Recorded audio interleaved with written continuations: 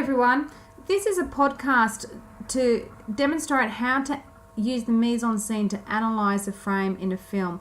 This is not going to be a complete analysis of the shot that you see before you, but it's going to be fairly in-depth so you can see what's involved.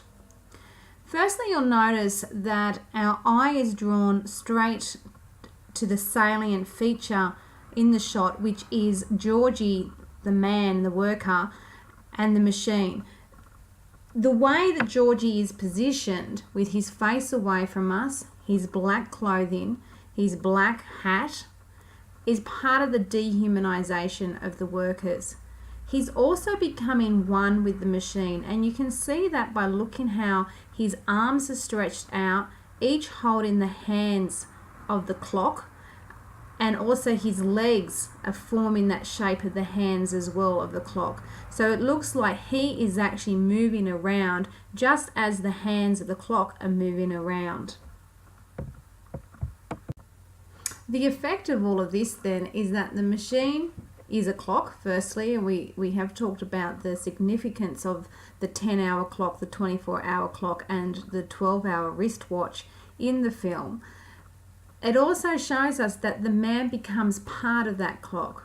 So this is prior to the machine man being created by Rotwang, but it is showing us that we already have machine men. These men are part of the machinery. They are cogs in the machinery. They are not separate to it. Over to the right of the frame, we see two workers walking towards us. Again, their heads are bowed, making them faceless. This is again showing us that they are part of this organic mass.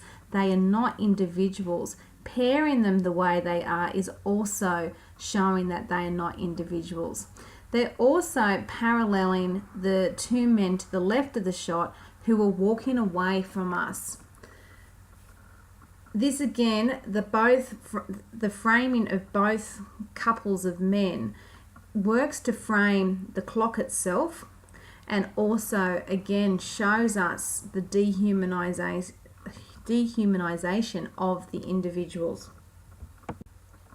This brings us to the workers on the left. Again, they've got their faces away from us, so again they are faceless. They are walking in unison, so again part of that organic mass. But notice their overalls. They're not wearing a shirt. It's showing that they've got reduced clothing, which is suggestive of the heat in the underground area. Also, note the size of the large wrench and the tools that they're carrying.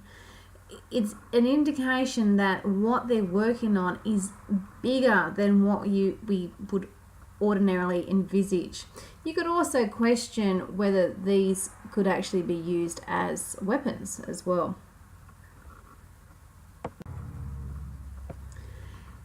The frame is backlit, so we have a series of lights on either side of the clock that are facing towards us, facing to the camera, and it's creating a distorted haze around the clock, which is provocative and suggestive of heat.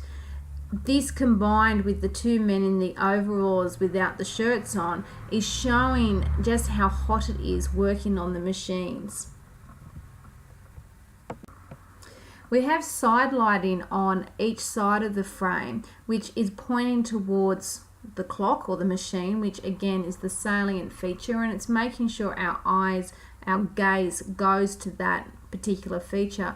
You'll also notice that there is a haze in front of each light, which again creates that sensation that there is heat, that it is hot underground working. We've also got two ladders in this shot that are forming a rectangular framework around the clock machine. There's a couple of things that we can say about the ladders. Firstly, that rectangular framework. That rectangular framework is a common theme in the film. Lang uses rectangles, ellipses, semicircles, circles, and triangles to help add meaning to the way he perceives the people. In this instance, the rectangular form shows the uniformity of the workers, showing us that they are an organic mass, and it is a reminder that we do not have individuals amongst the workers.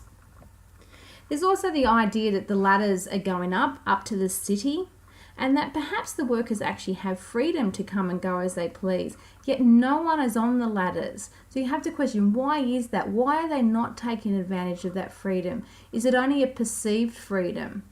Or is it something else? You might be able to come up with a different interpretation of the meaning of those ladders.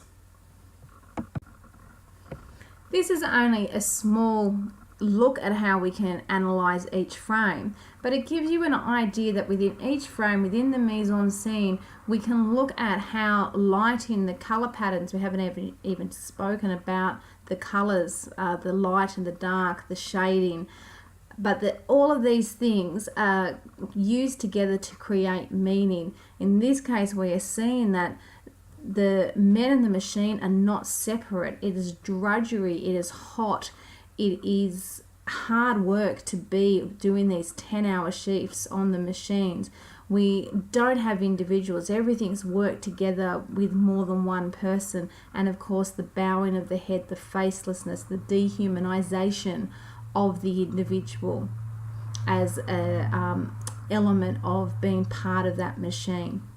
Anyway, I hope this helps. This is just an analysis of one shot. It's not a full analysis. You can draw more from it by looking at the lighting, and if you were able to listen to it, watch the film and listen to the soundtrack, you would also get an idea of what the music is doing at the same time, and if there's any dialogue. Of course, this is a silent film, so there's no dialogue, but you get the picture. So this is how you would do it, not just for this film, but for any film that you are analysing. I hope you enjoy it.